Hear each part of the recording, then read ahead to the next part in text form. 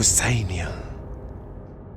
اعوذ باللہ السمیع العلیم من الشیطان الرجیم، بسم اللہ الرحمن الرحیم۔ اللہم کل ولیک الحجۃ ابن الحسن صلواتک علیہ وعلی آبائہ فی هذہ الساعة وفی کل ساعة ولیا وحافظا وقائدا وناصرا ودلیلا وعینا حتی تسکنہ ارضک طوعا وتمتعہ فیہا طویلا۔ اللہم عجل ولیک الفرج واجعلنا من انصارہ وعوانہ وخدامہ ولا تجعلنا من اعدائہ بحق محمد وآلہ الطاہرین۔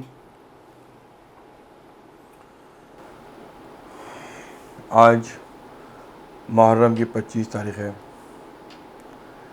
حضرت امام زین العابدین سید الساجدین علی ابن حسین علیہ السلام کی شہادت کی تاریخ۔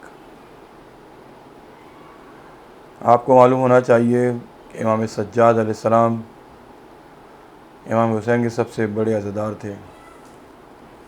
زندگی کے انہوں نے 35 سال امام حسین علیہ السلام پہ گریہ کیا، اور خوب گریہ کیا، زور زور سے گریہ کیا، اور مدینہ میں محلہ بنی ہاشم میں جب وہ گریہ کرتے تھے تو تمام مدینہ کے اشخاص ان کے گریہ سے واقف تھے، اور سب لوگ جانتے تھے کہ امام سجاد علیہ السلام کتنا گریہ کرتے تھے۔ لیکن آپ سب کو یہ بھی پتہ ہے کہ امام سجاد علیہ السلام صرف اپنے مظلوم بابا امام حسین علیہ السلام پہ گریہ نہیں کر رہے تھے، لیکن یہ ایک طریقہ بھی تھا تبلیغ کربلا کا۔ اپنے گریہ کے ذریعے مولا امام سجاد علیہ السلام لوگوں تک کربلا کا پیغام پہنچانا چاہتے تھے، اور آپ خود جانتے ہیں کہ ہم لوگوں کو ائمہ علیہ السلام نے زور زور سے گریہ کرنے کے لیے تلقین کی ہے۔ ہم سے کہا گیا ہے کہ گریہ خاموشی سے نہ کرو، یعنی یہ ائمہ علیہ السلام کی تعلیمات ہے کہ کیوں گریہ زور سے کرنے کہا گیا ہے، کیونکہ وہ احتجاج کا سب سے معمولی یا سب سے ایسا طریقہ ہے کہ جس سے ہم بغیر کسی کو جو ہے ڈسٹرب کیے ہوئے یا بغیر کسی کو کسی قسم کا ان کے لائف میں تکلیف پہنچائے ہوئے ہم اپنا احتجاج ظاہر کرتے ہیں گریہ کے ذریعے۔ لوگ متوجہ ہوتے ہیں، لوگوں کو اس بات کا اندازہ ہوتا ہے کہ ظلم ہوا ہے، یہ ایک مظلوم کا گریہ ہے، یہ مظلوم رو رہا ہے۔ امام سجاد علیہ السلام نے کیا کیا کچھ کربلا میں نہیں دیکھا ہوگا۔ میں مصائب کی طرف نہیں جا رہا، آج ہم امام سجاد علیہ السلام کی حیات طیبہ پہ ڈسکس کرنے والے ہیں، لیکن صرف ایک چھوٹی سی بات میں کہہ کے آگے گزر جاؤں۔ تصور کریے کربلا میں، تصور سے آپ کے سامنے وہ کربلا کے حالات، امام حسین علیہ السلام پہ، سید الشہداء پہ کیا گزری، ان کے اہل خانہ پہ کیا گزری، وہ آپ پہ ظاہر ہو جائے گی۔ آپ تصور کریں کہ امام سجاد علیہ السلام بے ہوش ہیں، امام سجاد علیہ السلام بستر پہ ہیں، بہت نحیف ہیں، بہت کمزور ہیں، وہ اپنے بستر سے اٹھ تک نہیں سکتے۔ آپ جانتے ہیں کہ حقوق والد میں سے ایک حق یہ ہے کہ جب وہ کمرے میں داخل ہو تو بیٹے کو اس کے احترام میں کھڑے ہو جانا چاہیے، لیکن امام سجاد علیہ السلام اس قدر ضعیف اور لاغر ہیں کہ وہ اپنے بستر سے بھی نہیں اٹھ سکتے۔ جب سید الشہداء ان کے پاس ان کے حجرے میں تشریف لاتے ہیں اور جب ان سے وصیت کرتے ہیں، امام سجاد علیہ السلام اس کمزوری اور نقاہت کی حالت میں اپنے پدر بزرگوار سے وصیتیں سنتے ہیں۔ آپ سوچیں کیا گزری ہوگی امام سجاد علیہ السلام پہ جب ان کے والد بزرگوار جو خون سے لت پت ہیں، ان کا پورا لباس خون سے بھرا ہوا ہے، چہرے پہ ان کے جو ہے حضرت علی اصغر کا خون ہے، اور ان کا پورا پیرہن، ان کے جسم کا ایسا کوئی گوشہ نہیں ہے جہاں پہ خون نہ ہو، جہاں پہ زخم نہ ہو۔ امام حسین علیہ السلام پیاس سے اور زخموں سے چور ہیں. آ کے اپنے بیٹے سے فرماتے ہیں بیٹا یہ ہمارا رخصت آخر ہے, میں جا رہا ہوں اللہ کی راہ میں شہید ہونے. اب تم نگہبان ہو اپنی پھوپھیوں کے لیے, اپنی بہنوں کے لیے اور اپنے گھر کی عورتوں کے لیے, اور تمہیں جو ہے وہ اب سے ان کا خیال کرنا ہے, تمہیں ان کی قیادت کرنا ہے. میں صرف یہی سوچتا ہوں کہ کیا گزری ہوگی امام پہ. جو امام اٹھ نہیں سکتا ہے وہ امام اب سب کا والی ہے, اب امام سب کا سرپرست ہے, اور اس کو اس حرم کے جو اب اسیر ہونے والے ہیں کچھ دیر میں امام حسین علیہ السلام کی شہادت کے بعد, ان سب کی سرپرستی اور قیادت کرنی ہے. روایت میں ملتا ہے کہ جب امام حسین علیہ السلام شہید ہو گئے تب شمر ملعون ایک فوج کی ٹکڑی کے ساتھ خیمے میں داخل ہو گیا اور امام سجاد علیہ السلام کو قتل کرنا چاہتا تھا.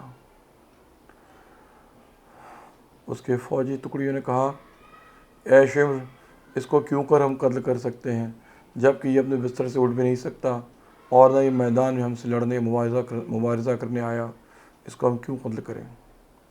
شمر جو اپنی فوجیوں کی بات پہ ابھی تذبذب میں تھا اور وہ فیصلہ نہیں کر پا رہا تھا کہ آیا وہ امام کو قتل کرے یا وہ ان کی بات مان کے ان کو چھوڑ دے, عمر سعد ملعون آیا اور اس نے کہا کہ ان کو اسیر بنا لو جس طرح ساری عورتوں کو اسیر بنایا گیا ہے. امام سجاد علیہ السلام کو لوگوں کے ساتھ اسیر بنا دیا گیا. وہ کمزور امام, وہ مظلوم امام, آپ سوچئے بہت سی وزنی طوق ان کے گلے میں ڈال دیا گیا, وزنی بھی اور نکیلا بھی, یعنی صرف طوق انسان کے گلے میں دم گھوٹنے کے لیے کافی ہوتا ہے, لیکن امام سجاد علیہ السلام کے گلے جو طوق پہنایا گیا اس میں نوک لگی تھی, یعنی اگر ذرا سا امام سجاد علیہ السلام اپنی گردن یہاں وہاں گھمائیں تو وہ کاردار جو نوک ہے اس طوق میں وہ امام علیہ السلام کے گردن میں چبھے گی, زخم پہنچائے گی, ان کو خون نکلے گا. ان کے جو ہاتھوں میں بیڑیاں اور ان کے پیروں میں بیڑیاں اور ان کے ہاتھوں میں جو ہتھکڑیاں پہنائی گئیں وہ خود بھی اتنے وزنی تھے کہ آج کے بہت مضبوط سے مضبوط لوگ اس کو اٹھا کے کھڑے نہیں رہ سکتے. امام سجاد علیہ السلام نے مہینوں یعنی کربلا سے لے کر کے کوفہ اور کوفہ سے لے کے شام اور شام سے لے کے قید خانے تک امام علیہ السلام نے اس طوق, اس زنجیر اور اس بیڑیوں کے ساتھ جو نہ جانے کتنے کلو وزن تھا, امام پیدل چلتے رہے, ننگے پیر, وزن, پیاس, بھوک, مظلومیت, غم پدر, غم عزیزان. مجھے نہیں پتہ امام سجاد علیہ السلام نے وقت کیسے گزارا ہوگا, اور اس وقت کے ساتھ ساتھ امام علیہ السلام پہ پتھروں کی بارش, پھوپھی کی توہین, اہل خانہ کی توہین اور ایک چھوٹی سی 4 سال کی بچی کی پیاس کی طلب. کتنے مظلوم اور کتنے لاچار ہوں گے امام سجاد علیہ السلام, ہم اور آپ تصور نہیں کر سکتے کہ امام حسین علیہ السلام کے فرزند ارجمند نے کیسے بہت گزارا ہوگا, کس طرح سے ان کی پھوپھی جو اتنی محترم تھیں لوگ ان کو زینب زینب کہہ کے توہین سے مخالہ کرتے تھے, سیدہ تھیں, بنت امیر المؤمنین تھیں, ان کو کنیزوں کی طرح مخاطب کرنا, زینب, ام کلثوم. بچی جب چھوٹی سی رقیہ پانی مانگے تو اس کو تماچے پڑے. امام سجاد علیہ السلام کو وقتاً فوقتاً لوگ پیٹھ پہ تازیانے مارے کہ گویا وہ ان کے ایک ظلم کا طریقہ, امام سجاد علیہ السلام کو تکلیف پہنچانے کا طریقہ تھا کہ وہ قیدی جو اس قدر زیادہ لوہے سے کچلا ہوا دبا ہوا اس وزن کو بمشکل کھینچ پا رہا ہے, اٹھا پا رہا ہے, یا تو اس کو نیزے چبائے جائیں یا اس کو تازیانے مارے جائیں. امام سجاد علیہ السلام نے خاموشی سے صبر کیا. بہت استقامت کا مظاہرہ ہے کہ امام سجاد علیہ السلام نے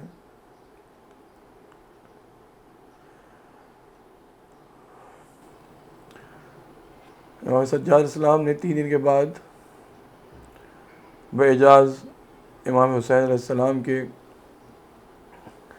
کفن اور دفن کے لیے وہ کربلا لوٹے تھے، اور بنی اسد کے ساتھ مل کر کے انہوں نے اپنے والد بزرگوار، اپنے چچا جناب عباس علیہ السلام، اپنے بھائی علی اکبر اور دیگر شہداء کربلا علیہ السلام کو دفن کیا تھا۔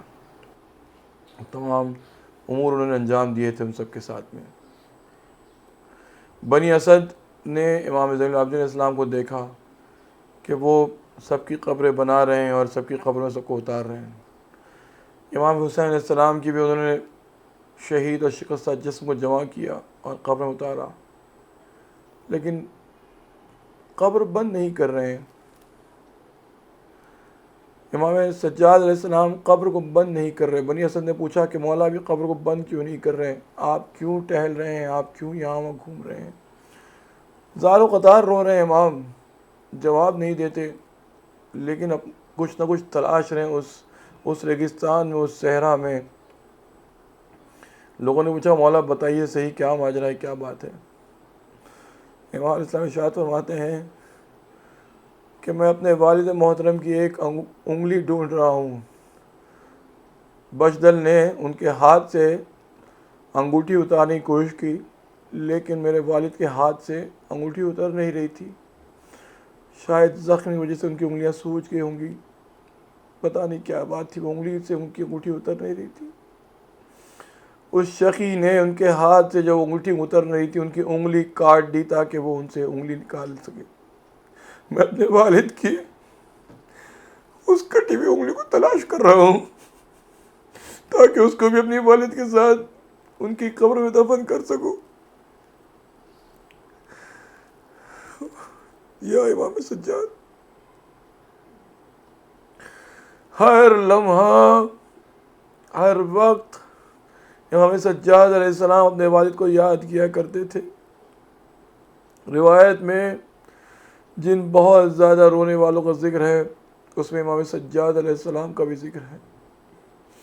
امام سجاد علیہ السلام نے ساری زندگی اپنے والد پہ گریہ کیا، بکا کیا، اور اکثر لوگوں نے ان کو روتے ہوئے دیکھا۔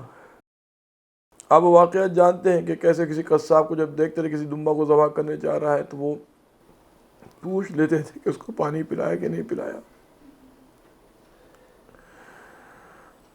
سن 38 ہجری میں امام زین العابدین علیہ السلام کی ولادت ہوئی تھی۔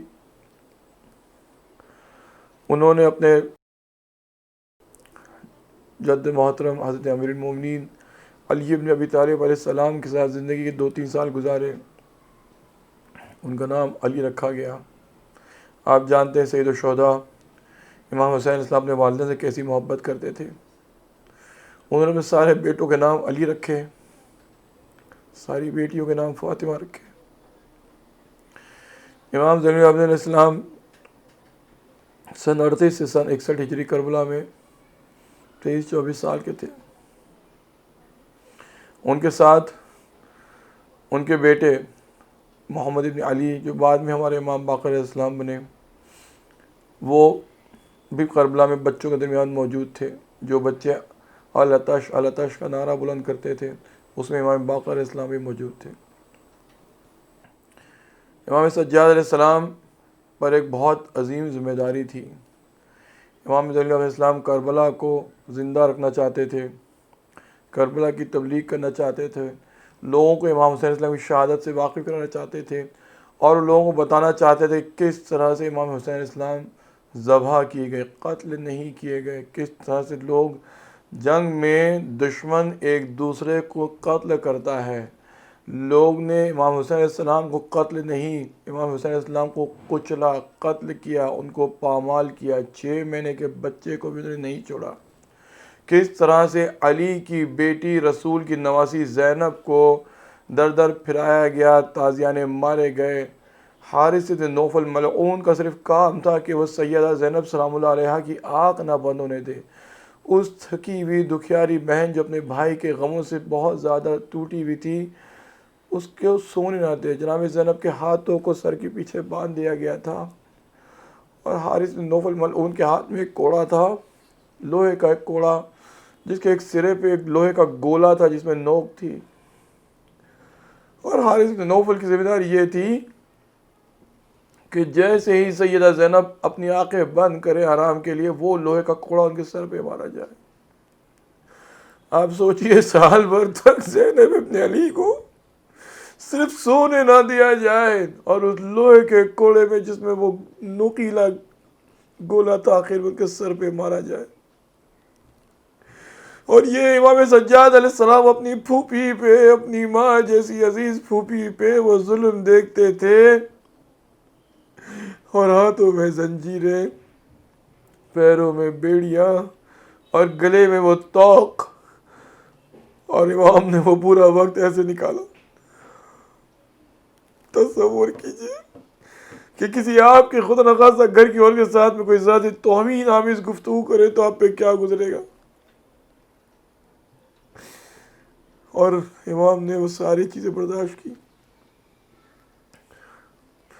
کربلا سے لوٹنے کے بعد، مدینہ آنے کے بعد، امام علیہ السلام نے ایسا کوئی وقت نہیں چھوڑا جب کربلا کا ذکر نہ کرتے ہوں، اپنے والد کا ذکر نہ کرتے ہوں. آپ کو پتہ ہے شجاعت، بہادری کسی ظالم اور جابر کے دربار میں کھڑے رہ کے سچ کہہ کے اس کی بدکاریوں کا پردہ فاش کرنا ہوتی ہے. وہ امام جو مظلوم تھے، وہ امام جو اسیر تھے، وہ امام جو ہر طرف سے گھرے ہوئے تھے، دشمنوں کا محاصرہ تھا، گھر کی عورتیں اسیر تھیں، لیکن اس بھوکے پیاسے مظلوم پریشان امام نے ہر بار دشمن کے دربار میں کھڑے رہ کے ایسا کوئی موقع نہیں چھوڑا کہ جب اس کے سامنے سچ کہہ کے اس کا پردہ نہ فاش کیا. لوگ چاہتے ہیں، آج کے زمانے کا ایک عجیب دستور ہو گیا ہے، وہ یزید ابن معاویہ کو کلین چٹ دینا چاہتے ہیں. وہ چاہتے ہیں کہ یہ کہہ دیں کہ نہیں، یزید نے نہیں کیا تھا، وہ قتل تو عمر سعد نے کیا تھا. لیکن یہ بتائیے کہ جو علی کی بیٹی زینب کو جس دربار میں یزید نے ایک بہت اونچے تخت پہ کھڑے رہ کے، اور علی کی بیٹیوں کو، حسین کے بیٹے کو، حسین کی چھوٹی سی 4 سال کی بچی کو جو تماچے مارے، وہ کیا تھا جو حسین کے کٹے ہوئے سر سے شطرنج کھیلتے کھیلتے اس شراب سے ڈوبی ہوئی چھڑی سے ان کے لبہائے مبارک کی جو توہین کی، وہ کیا تھا. آج لوگ یزید زندہ باد کے نعرے لگا رہے ہیں، آج لوگ یزید کو کلین چٹ دینا چاہ رہے ہیں، آج یزید کو لوگ رضی اللہ تعالیٰ عنہ کہہ رہے ہیں.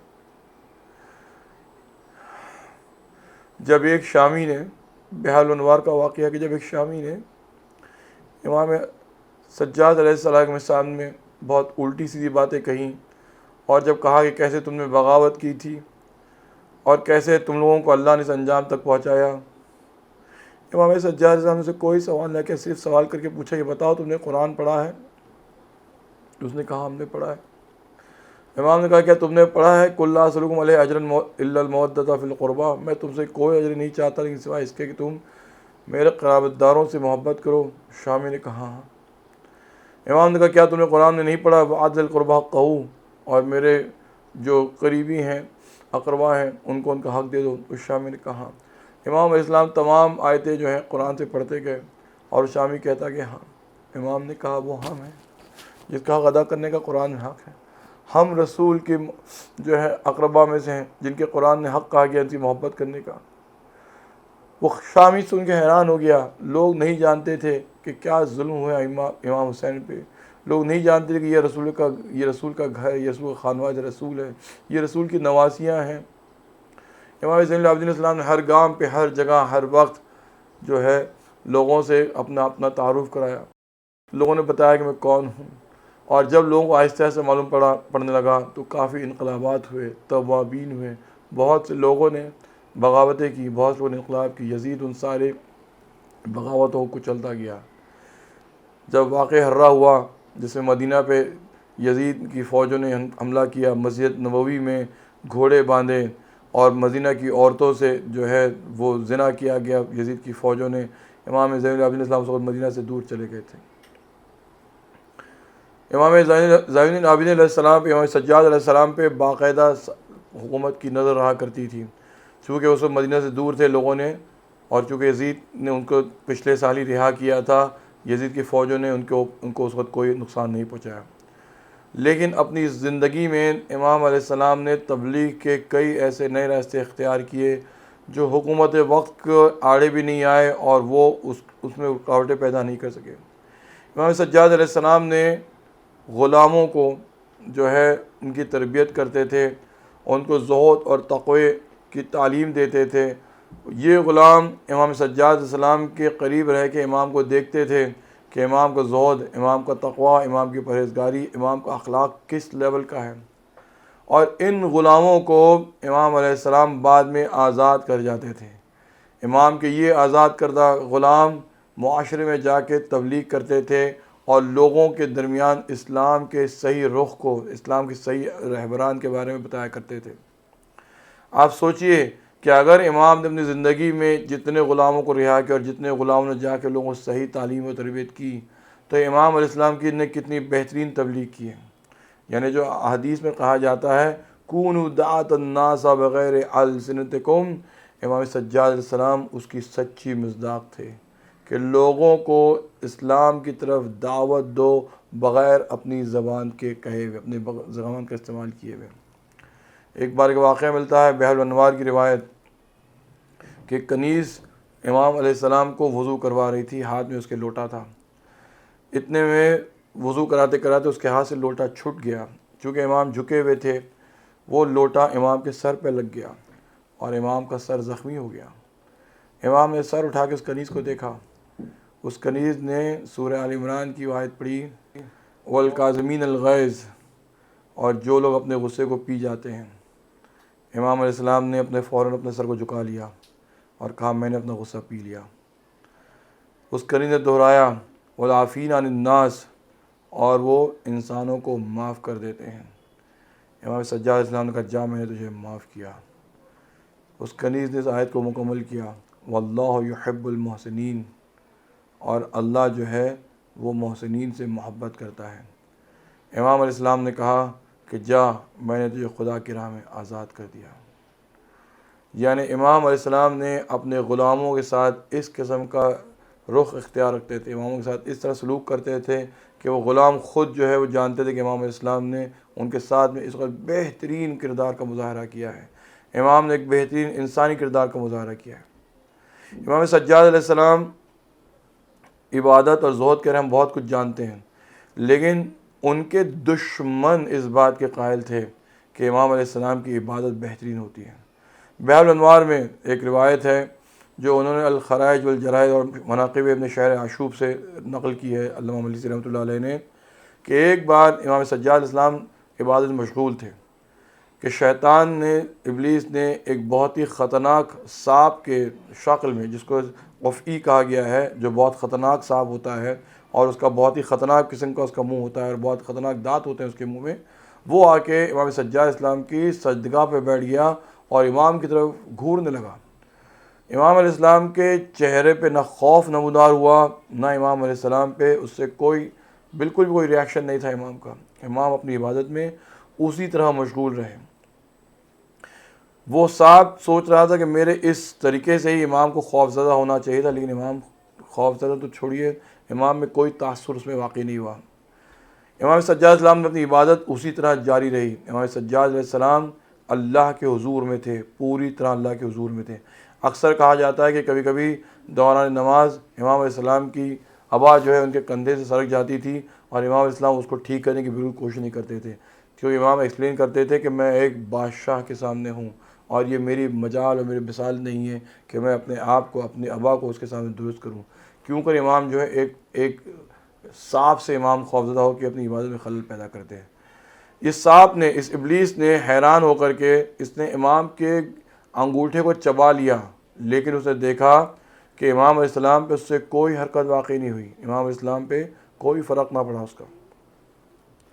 اور جب یہ ابلیس دیکھ چکا اور جب اس نے فرسٹریشن کے مارے اور اس کے اندر جو شکست کی اس کے اندر بات پیدا ہوئی، وہ حیران ہو گیا اور وہ کہنے لگا کہ آپ واقعی زین العابدین ہیں، آپ واقعی سید العابدین ہیں، اور وہ یہ کہتا ہوا امام علیہ السلام کے پاس سے چلا گیا۔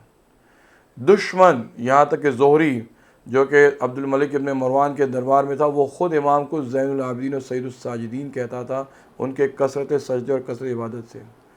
یعنی آپ دیکھیے کہ امام علیہ السلام کے گریے اور ان کی مسلسل عزاداری نے امام سجاد علیہ السلام کو عبادت میں حائل نہیں ہوئی۔ ہم لوگوں کے یہاں ہم لوگ ذرا سا اگر عزاداری کر لیتے ہیں تو ہم لوگ جو ہیں شب بیداری میں جا کے صبح کی نماز قضا کر لیتے ہیں، لیکن امام سجاد علیہ السلام، امام زین العابدین علیہ السلام عبادت بھی کرتے تھے، اور ایسی عبادت کے زین العابدین، ایسے عزادار کہ دنیا کے سب سے زیادہ رونے والوں میں شمار فرمائے۔ امام سجاد علیہ السلام کے بارے میں ان کے اخلاق سے متعلق بہت سے واقعات ملتے ہیں، اور جیسا کہ ہم نے کہا کہ انسان اپنے اخلاقیات سے دنیا کو خوب متاثر کرتا ہے۔ بہار کی ایک روایت ہے کہ امام زین العابدین علیہ السلام اپنی سوتیلی والدہ کے ساتھ کھانا نہیں کھایا کرتے تھے۔ آپ سب کو پتہ ہے کہ امام سجاد علیہ السلام کی والدہ گرامی جناب شہر بانو، جو ایران کے بادشاہ یزدجرد ثالث کی دختر نیک اختر تھیں۔ جب عمر بن خطاب کی خلافت کے زمانے میں ان لوگوں نے ایران کو فتح کر لیا، تب یزدجرد کی بیٹیاں تھیں اور لوگ چاہتے اپنی بیٹیوں کو فروخت کر لیں، لیکن حضرت امیر علیہ السلام نے کہا کہ بادشاہ زادیوں کو دیگر کنیز کی طرح سے فروخت نہیں کرنا چاہیے، بلکہ یزدجرد کو اس بات کا اختیار دیں کہ وہ اپنی بیٹی کو کن کے حوالے کرنا چاہتے ہیں، کن کے سپرد کرنا چاہتے ہیں۔ یزدجرد کو یہ مشورہ بہت اچھا لگا، اور تب یزدجرد نے، بحر الانوار کی روایت ہے کہ یزدجرد نے تب اپنی بیٹی، جن کا نام جو ہے شاہ جہان بھی تھا اور دوسری روایت کے مطابق غزالہ بھی تھا، اور امام حضرت امیر علیہ السلام نے ان کا نام شہر بانو رکھا تھا، کا انتخاب امام حسین علیہ السلام کے لیے کیا، ان کے کندھے پہ باقاعدہ ہاتھ رکھ کے کہ میں چاہتا ہوں کہ اپنی بیٹی کو ان کے سپرد کروں اور ان کے نکاح میں دوں۔ اس طرح سے جناب شہر بانو سلام اللہ علیہ کا نکاح امام حسین علیہ السلام سے ہوا۔ روایت میں ہے، بہار کی روایت کے مطابق جناب شہر بانو سلام اللہ علیہ نے ارشاد فرمایا کہ اس جنگ سے ایک شب قبل میں نے خواب میں جناب زہرا سلام اللہ علیہ کو دیکھا تھا، اور انہوں نے مجھے اسلام کی دعوت دی تھی، اور انہوں نے مجھ سے کہا تھا کہ تمہارا نکاح میرے بیٹے حسین سے ہونے والا ہے۔ اس طرح سے امام حسین علیہ السلام کی شادی جناب شہر بانو سے ہوئی، جو ایک بادشاہ کی بیٹی تھی، اور امام سجاد علیہ السلام کی ولادت سن 38 ہجری میں جناب شہر بانو سے ہوئی۔ ولادت کچھ عرصے کے بعد جناب شہر بانو کا انتقال ہو گیا تھا، اور امام سجاد علیہ السلام کی پرورش ان کی سوتیلی والدہ نے کی تھی۔ کہا جاتا ہے کہ امام سجاد علیہ السلام ان کے سامنے ان کے ساتھ کھانا کھانے سے پرہیز کرتے تھے۔ جب کسی نے ان سے سوال کیا کہ مولا آپ اپنی والدہ کے ساتھ کھانا کیوں نہیں کھاتے، تو انہوں نے فرمایا کہ مجھے شرم آتی ہے کہ ان کے ساتھ کھانا کھاتے وقت ہو سکتا ہے کہ ان کی نگاہ، ان کی توجہ کسی کھانے کے نوالے کی طرف ہو، اور اگر میں نے وہ نوالا اٹھا کے کھا لیا تو مجھے بات بہت گراں گزرے گی، اس لیے بہتر یہ ہے کہ میں ان کے ساتھ کھانا نہ کھاؤں۔ یہ اخلاق تھا، یہ کردار تھا۔ ان کے بارے میں ایسے بہت سے واقعات ہیں جو ان کی امامت کے نورانی ہونے کے بارے میں، ان کے علم غیب کے بارے میں بہت سارے واقعات ہیں۔ میرے پاس بہت وقت کم ہے جس میں ہمیں بہت سی باتیں کرنا ہے، ہم جلدی جلدی کچھ واقعات بیان کر دیں۔ حجاج ابن یوسف ثقفی جو گورنر تھا عبد الملک ابن مروان کا، اور اس نے خانہ کعبہ کو تباہ کیا، منہدم کیا، اور جب اس نے منہدم کر کے چاہتا تھا کہ وہ راستے بنائے تو لوگ وہاں کی مٹیاں اٹھا کے لے گئے۔ اب جب اس نے اس کو جو ہے پاٹ کر کے چاہا کہ اس کو راستہ بنائے یا اس کو سمتل کر دیں، تو اس میں سے سانپ نکلنے لگا، اور اس سانپ سے لوگ خوف زدہ ہو کے بھاگنے لگے، جانے لگے۔ بہار کی روایت۔ تو لوگ جو ہیں وہاں کام کرنے کو تیار نہیں تھے، اور سانپ نے خوف پیدا کر رکھا تھا، اور حجاج کی سمجھ میں نہیں آ رہا تھا کیا کریں۔ امام سجاد اسلام کو بلا بھیجا لوگوں کہنے پہ کہ اس کا علم تو صرف امام کو ہوگا، صرف امام بتا پائیں گے یا کیا ہوگا۔ امام سجاد علیہ السلام، دیکھیے پھر ہم نے وہی کہا کہ ایک ظالم اور جابر بادشاہ کے سامنے سچ کہنا اپنے آپ میں ایک بہت بڑی شجاعت اور بہادری کی بات ہے، اور امام سجاد علیہ السلام نے اسے کبھی گریز نہیں کیا، سچ بولنے سے اور حق بات کہنے سے۔ حجاج سے امام نے کہا کہ یہ گھر اللہ کے خلیل حضرت ابراہیم اور حضرت اسماعیل علیہ السلام نے بنایا تھا، اور یہ گھر اللہ کا ہے۔ جس گھر کو اللہ کے حکم سے بنایا گیا، تو نے اس گھر کو منہدم کیا۔ اس گھر کو اللہ جو ہے زمین کا راستہ نہیں بننے دے گا۔ تجھے چاہیے کہ تو پہلے حکم دے کہ جو لوگ یہاں سے مٹی اٹھا کے لے گئے تبرک سمجھ کے، وہ مٹی لا کے لوٹائیں، اور تب تو اس پہ خانہ کعبہ کی تعمیر پھر سے کریں، اور اس کے بعد جو ہے یہاں امن و امان ہوگی۔ حجاج کے سامنے کوئی اور چارہ نہیں تھا، چونکہ سارے لوگوں نے سن لیا تھا، اور سارے لوگوں کے کہنے کے بعد امام کو بلایا گیا تھا بطور اس مسئلے کے حل کے۔ امام اس نے اس کو پھر سے کھدوانا شروع کیا، لوگوں کو حکم دیا گیا، لوگوں نے مٹی لا کے لوٹائی، اور پھر اس کے بعد میں امام اسلام نے اس کی جڑ میں، اس کے نیو تک جا کر امام نے وہاں پہ دعا کی، امام نے گریہ کیا، کچھ کپڑا رکھا اور کچھ سامان پوشیدے وہاں رکھے، جس کے بعد جو لوگوں کی مٹیاں لائی ہوئی تھی اس میں ڈال دیا گیا، نیو پھر سے کھڑی ہوئی، اس بار وہاں سے سانپ نمودار نہ ہوا، اور خانہ کعبہ کی تعمیر پھر سے ہوئی۔ یعنی آپ سوچیں کہ بنی امیہ کے زمانے میں جن کو کچھ لوگ اپنا خلفاء ماننے سے گریز نہیں کرتے، ان کے زمانے میں بیت اللہ، اللہ کے گھر کا انہدام کتنی مرتبہ ہو گیا۔ ایک بار خود یزید نے کیا سن 63 ہجری میں، اور ایک بار جو ہے حجاج نے خود جو ہے جو گورنر تھا اس نے عبد الملک بن مروان کے حکم سے کیا۔ آپ کو خود پتہ ہے کہ یہ وقار، یہ شان، یہ عظمت، یہ بلندی امام کو اللہ کی طرف سے دی ہوئی تھی۔ وہ مشہور واقعہ ہم سب جانتے ہیں کہ جب عبد الملک بن مروان جو ہے وہ اس وقت آیا تھا حج کرنے کے لیے، اور امام علیہ السلام بھی آئے تھے وہاں پہ حج کرنے کے لیے، نہیں یہ واقعہ ہشام ابن عبد الملک کے زمانے کا ہے۔ تو اس اتنی بھیڑ تھی کہ اس وقت جو ہے اس کو جگہ نہیں مل رہی تھی، راستہ نہیں مل رہا تھا، اور وہ باوجود کہ خلیفہ وقت ہونے کے ہشام وہاں تک نہیں پہنچ پا رہا تھا۔ امام سجاد علیہ السلام جب آئے، تشریف لائے، تو امام سجاد علیہ السلام کے لیے وہ بھیڑ، وہ جو لوگوں نے اس کا جمگٹ لگا ہوا تھا، وہ اس طرح سے پھٹ گیا جیسے موسیٰ علیہ السلام کے لیے دریائے نیل پھٹ کے ان کے لیے راستہ بن گیا تھا، اور امام سجاد علیہ السلام پورے وقار کے ساتھ اور پورے سکون کے ساتھ وہ حجر اسود تک پہنچے، انہوں نے اس کو چوما، اور اس کے بعد وہاں سے روانہ ہوئے۔ ہشام یہ دیکھ کر کے تلملا اٹھا حسد سے اور جلن سے، اور اس نے سوال کر لیا کہ یہ کون ہیں جن کے لیے لوگوں نے جو ہے خود جگہ بنا دی، اور میں جو ہوں حجر اسود تک باوجود بادشاہ ہونے کے نہ پہنچ سکا۔ تو اس وقت وہاں پہ ابو فرس فرزدق جو شاعر اہل بیت تھے، انہوں نے ایک فی البدی اشعار کہے تھے امام سجاد علیہ السلام کی شان میں، آپ کتابوں میں پڑھ لیں، جس میں انہوں نے امام کے وقار، امام کی بلندی اور امام کے جو ہے جاہ حشم کے بارے میں ذکر کیا تھا۔ فرزدق کو اس کی وجہ سے قید کر لیا گیا تھا، یہ اور بات ہے، لیکن اس طرح کے بہت سے واقعات آپ کو امام سجاد علیہ السلام کی زندگی میں ملیں گے۔ امام سجاد علیہ السلام کی زندگی میں ایک واقعہ ہم اور ذکر کر لیں انشاءاللہ، پھر اس کے بعد میں ہم ان کے دیگر تبلیغات اور انہوں نے جو دیگر اپنی ذمہ داری انجام دی اس کی طرف ہم آتے ہیں۔ ابو خالد کابلی جو ایک افغان سے آئے ہوئے شخص تھے، یہ واقعہ یحییٰ ابن ام طویل کا بیان کیا ہوا ہے، جس کو جو ہے سید مرتضیٰ سے منسوب کیا گیا اس واقعہ، جس کا نقل انہوں نے اپنی کتاب میں کیا ہے۔ ابو خالد کابلی امام سجاد علیہ السلام سے واقف نہیں تھے، ان کی معرفت نہیں رکھتے تھے، چونکہ افغانستان سے تھے، عرب سے نہیں تھے۔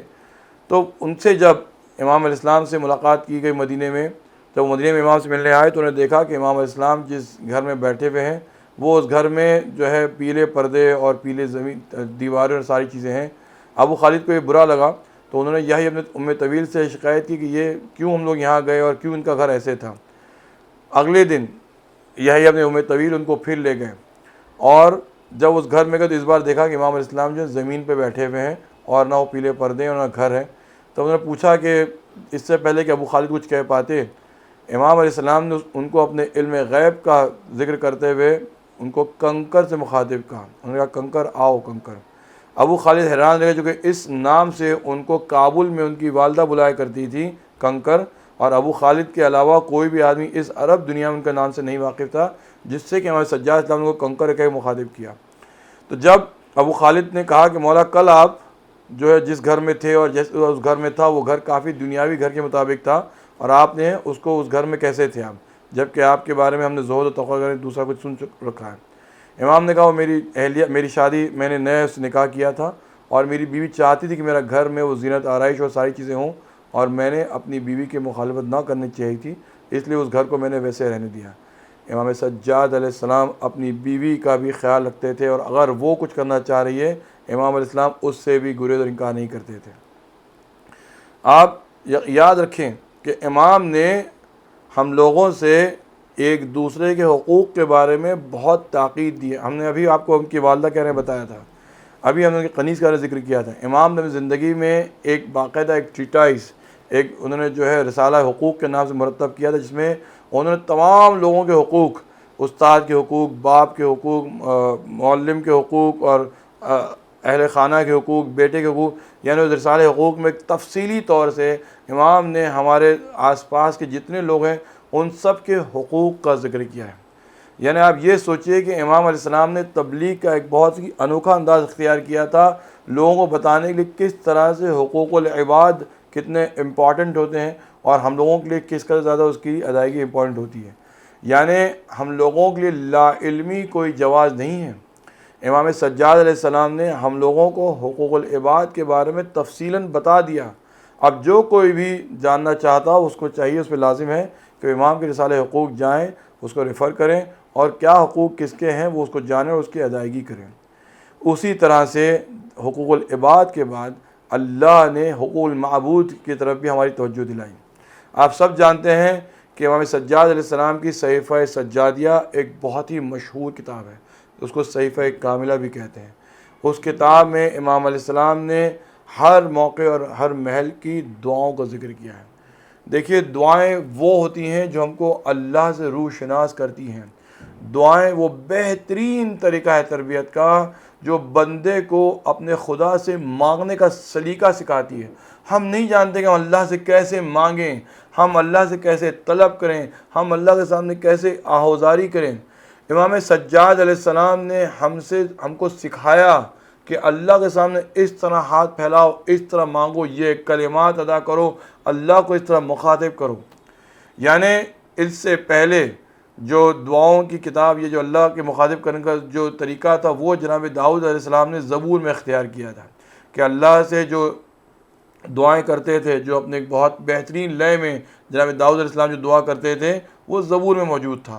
اس زبور کے بعد اگر کوئی کتاب ہے جس میں آپ کو اس قدر مفصل طریقے سے اللہ سے اور ہر وقت کی دعاؤں کے لیے، یعنی رزق کی کشادگی کے لیے، اولاد کے لیے، والدین کے لیے، ہر طرح کی دعاؤں کے لیے آپ کو صحیفہ کاملہ مل جائے گی، وہ چیز اس صحیفہ کاملہ کو ہم لوگ زبور آل محمد کے نام سے بھی جانتے ہیں۔ یعنی آل محمد جو طریقہ سکھایا، جس آل محمد نے ہم کو تعلیم دی اللہ سے راز و نیاز کی گفتگو کرنے کا، باتیں کرنے کا۔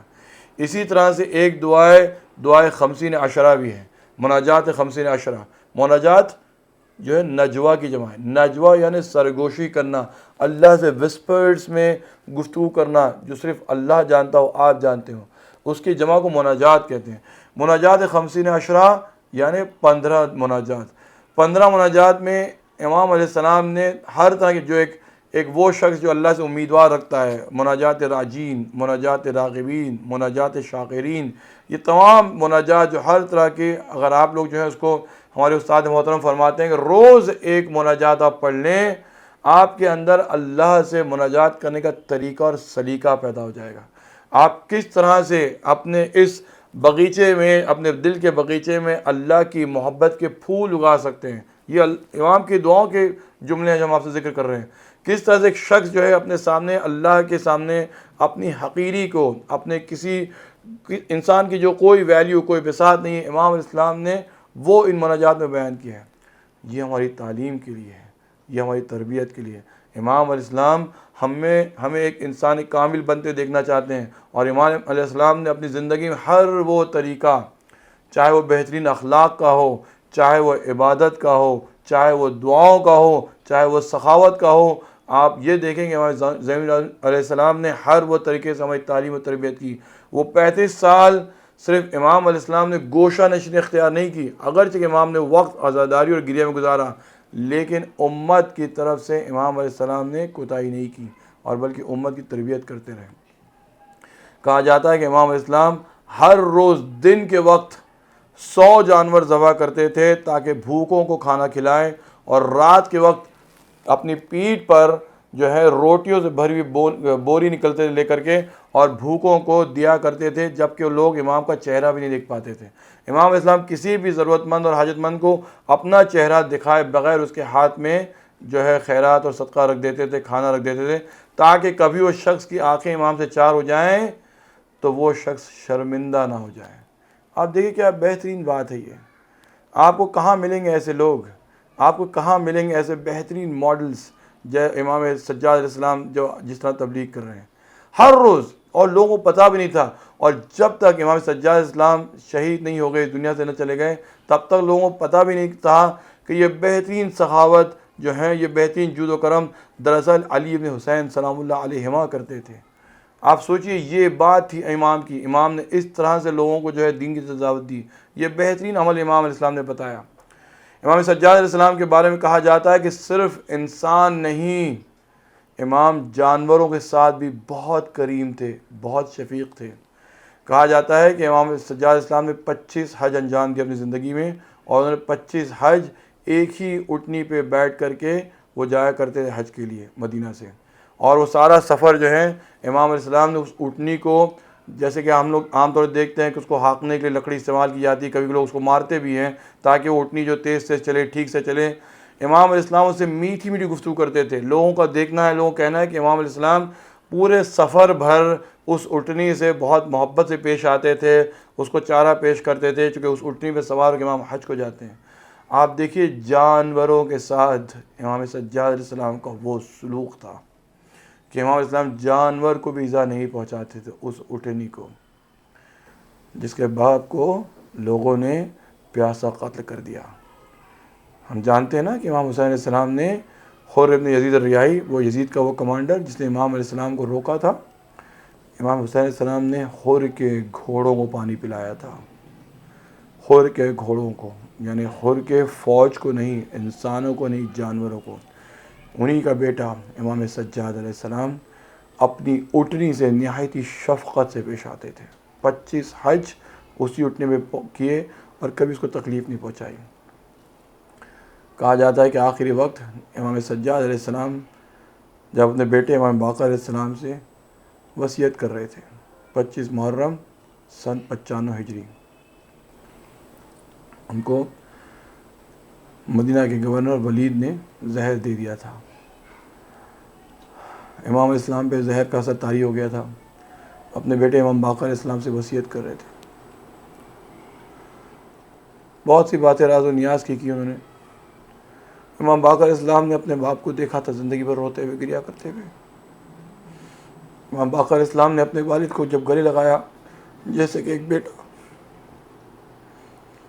اپنے باپ کو بہت محبت سے گلے لگاتا ہے، بیمار باپ کو جس کے آخری لمحات ہوں، اس شفقت اور محبت بھری آغوش کو امام علیہ السلام نے کہا، بیٹا تھوڑا آہستہ، بیٹا محمد تھوڑا آہستہ. امام باقر علیہ السلام نے کہا، بابا کیوں؟ امام سجاد علیہ السلام نے کہا، بیٹا میری پیٹھ کا جو زخم ہے وہ آج تک نہیں بھرا ہے، وہ آج تک ٹھیک نہیں ہوا ہے. آپ سوچئے 35 سال اور امام کی پیٹھ اس تازیانوں کے زخم سے، اس توق کے زخم سے اسی طرح شکستہ، اسی طرح مجروح، اسی طرح زخمی رہی کہ جب آخری وقت ان کا بیٹا ان کو گلے لگاتا ہے تو امام سجاد علیہ السلام ارشاد فرماتے ہیں، بیٹا آہستہ، تکلیف ہو رہی ہے.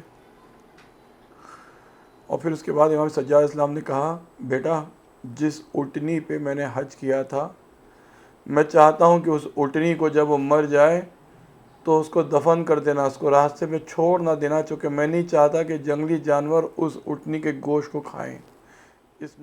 امام باقر علیہ السلام اس اٹھنی پہ نگاہ رکھے ہوئے تھے اور جانتے تھے کہ مجھے اپنے باپ کی وصیت پوری کرنی ہے.